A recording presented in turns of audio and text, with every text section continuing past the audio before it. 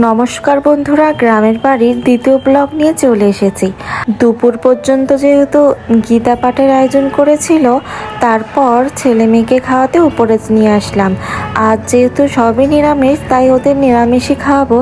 আর সোনা ছেলেকে এসেই জামা প্যান্ট খুলে এখানে বসিয়ে দিয়েছে পায়েল। আর এমন দুষ্টুমি করছে, সোনা ছেলেও হাসছে। শহরের থেকে গ্রামে যেন গরম লাগছিল বেশি, কেন জানি না। ছেলে মেয়েকে খাইয়ে নিচে এসে দেখি গীতা পাঠের অনুষ্ঠান প্রায় শেষের পথে। এখানে সবাই একটু কীর্তন করছিল, সেটা দেখতে বেশ ভালো লাগছিল। তাই ভাবলাম আপনাদের সাথে একটু শেয়ার করা যাক। আর এখানে এক ভক্তকে কৃষ্ণ সাজিয়ে এখানে নাচ করছিল। আর এখানে সবাই বসেছিল। এখানে যে ঠাকুমা বসে আছে, আমাদের বদ্দি মানে ঠাকুমা শাশুড়ির যা হয়, মা তাকে নিয়েই বসেছিল। এই ঠাকুমাও এসেছিল যশোর থেকে। আর গীতা পাঠের শেষে তারপর সবাই খেতে বসে গেল। আর খাবার আইটেমে কী কী ছিল সেটা তো আপনাদের সবাইকে দেখিয়েছি। আর এখানে ছেলে মেয়েগুলো বারান্দায় এসে আবার খেলা করছিল। আর এই যে সবাই খাচ্ছিল। আগে প্রচুর লোক হতো, কীর্তন হতো, গীতা পাঠে হতো। আর এখন গ্রামের লোকও কমে গেছে, তাই লোকও কমে গেছে অনুষ্ঠানে। খাওয়া যখন শেষের পথে, তখন সবাই মিলে আমরা খেতে বসে গেলাম। তারপর খাওয়া দাওয়া করেই বের হয়ে পড়লাম একটু গ্রাম ঘুরতে।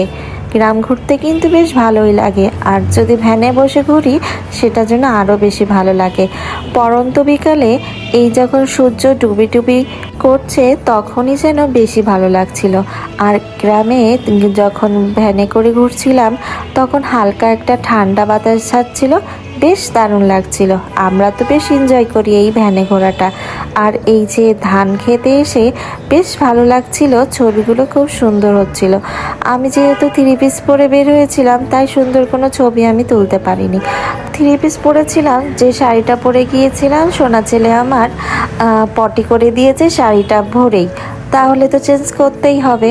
তারপর আমরা একটা গ্রামের দিকে একটা রিসর্টে গেলাম। নিপুণ বাতায়ন নামটি দেখেছেন, বেশ দারুণ। এখানে গরুর খামার আছে, এত বড় বড় গরু, সেগুলো দেখছিলাম আর ভিডিও করছিলাম।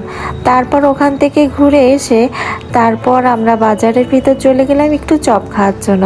এখানে নাকি মাংসের চপটা খুব দারুণ হয় এই পুরুলিয়া বাজারের ভেতরে। সবাই খেয়ে বলেছে বেশ ভালোই, আমার কাছে বেশ মোটামুটি লেগেছে, আহামরি তেমন কিছু লাগেনি। তারপর সবাই 2 প্লেট ছোলা নিল, সেটাই খাচ্ছিল ভাগে চোখে। এই সময়গুলো বেশ এনজয় করার মতোই মুহূর্ত। সবাই মিলে দেবর ননদ মিলে এই সময়টুকু পার করাটা আসলেই ভাগ্যের ব্যাপার। ভাগ্য আছে এদের সাথে এনজয় করাই, তাই হয়তো বা এনজয় করছি। সবার আমাদের এই ভিডিওটা কেমন লাগলো অবশ্যই কমেন্টে জানাবেন। কেমন লাগলো আমাদের এই শ্বশুরবাড়ির গ্রামটা অবশ্যই কিন্তু কমেন্ট চাই আপনাদের।